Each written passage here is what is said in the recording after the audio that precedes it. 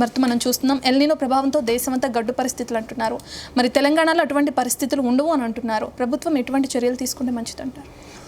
So అంటే ఒకసారి ఇప్పటి వరకు ఉన్న సిచ్యువేషన్ ఏంటి, దేశవ్యాప్తంగా ఎటువంటి పరిస్థితి ఉంది, తెలంగాణలో ఎటువంటి పరిస్థితి ఉంది అన్నది చూద్దాం. తెలంగాణలో ముందుగా ఇవాల్టి వరకు, ఈరోజు వరకు 22 జూన్ వరకు కురవాల్సిన వర్షం కంటే 31% లెస్ రెయిన్ఫాల్, 31% తక్కువ వర్షపాతం నమోదైంది. కురవాల్సింది 93 మిల్లీమీటర్లు, అంటే 9.3 సెంటీమీటర్లు కురవాలి. కురిసింది 64 mm, అంటే దాదాపు 6.5 సెంటీమీటర్ల వర్షం కురిసింది. 9.5 సెంటీమీటర్లు కురవాల్సి ఉండగా 6.5 కురిసింది, అంటే 3 సెంటీమీటర్ల వరకు దాదాపు 31% డెఫిసిట్ రెయిన్ఫాల్ ఉంది.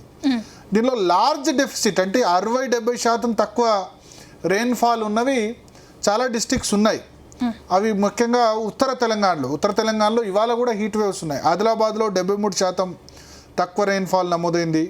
కొమరం భీంలో 58% తక్కువ వర్షపాతం నమోదైంది. మంచిర్యాలలో 62% తక్కువ, నిర్మల్లో 53%, నిజామాబాద్లో 60%, జగిత్యాలలో 71%, పెద్దపల్లిలో 72%. అంటే పడాల్సిన వర్షంలో కనీసం పావు వంతు వర్షం కూడా ఇక్కడ పడలేదు.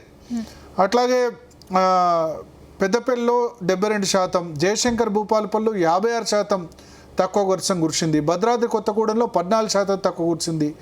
మహబూబాబాద్లో 56% తక్కువ కురిసింది. వరంగల్లో 61%, హన్మకొండలో అయితే ఏకంగా 82% తక్కువ వర్షపాతం నమోదైంది. వరంగల్ హన్మకొండ వైపు అస్సలు వర్షాలు లేవు.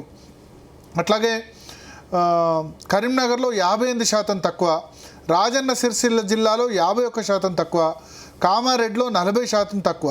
సో ఉత్తర తెలంగాణ అంతటా కూడా ఒక విధంగా దుర్భిక్ష పరిస్థితులు నెలకొన్నాయి. జూన్ 22 వచ్చింది. ఋతుపవనాలు జూన్ 7వ తేదీన తెలంగాణలో స్టార్ట్ అయ్యి మొత్తం కూడా 12-13వ తేదీ వరకు విస్తరించాలి.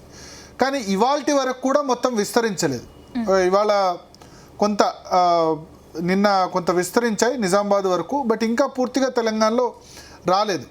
కానీ దక్షిణ తెలంగాణ, మధ్య తెలంగాణలో కొంచెం పరిస్థితి పర్లేదు. సంగారెడ్డిలో 9% తక్కువ రెయిన్ఫాల్ నమోదైంది. అట్లాగే మెదక్లో 36%, మళ్ళీ సిద్దిపేటలో 72% తక్కువ వర్షపాతం నమోదైంది. జనగాంలో 40% తక్కువ, యాదాద్రి భువనగిరిలో 32% తక్కువ, మేడ్చల్ మల్కాజ్గిరిలో 42% తక్కువ నమోదైంది. కానీ సిటీలో మాత్రం హైదరాబాద్లో కరెక్ట్గా సాధారణ వర్షపాతం నమోదైంది. 8 సెంటీమీటర్లు నమోదు కావాలి, 8.1 సెంటీమీటర్ నమోదు కావాలి, 8.2 సెంటీమీటర్ల వర్షపాతం నమోదైంది. మేడ్చల్ మల్కాజ్గిరిలో 42% తక్కువ. రంగారెడ్డి జిల్లాలో బాగుంది, 7.4 సెంటీమీటర్లు అయితే 9.7 సెంటీమీటర్లు, 31% ఎక్కువ కురిసింది.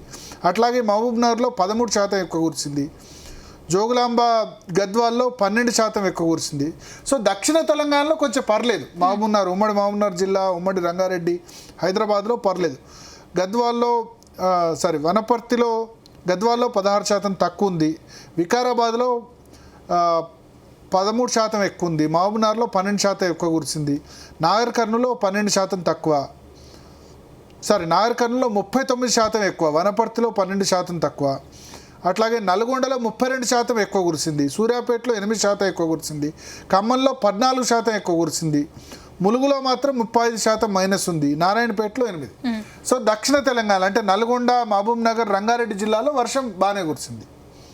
సో ఓవరాల్గా ఇది అంటే ఇప్పటి వరకు ఉన్న సినారియో. ఒకసారి మనం చూస్తే కనుక కొంచెం డీప్గా వెళ్తే కనుక ఉత్తర తెలంగాణలో చాలా దుర్భిక్ష పరిస్థితులు ఉన్నాయి. బట్ దక్షిణ తెలంగాణలో, మధ్య తెలంగాణలో కొంచెం పర్వాలేని సిచ్యువేషన్ ఉంది.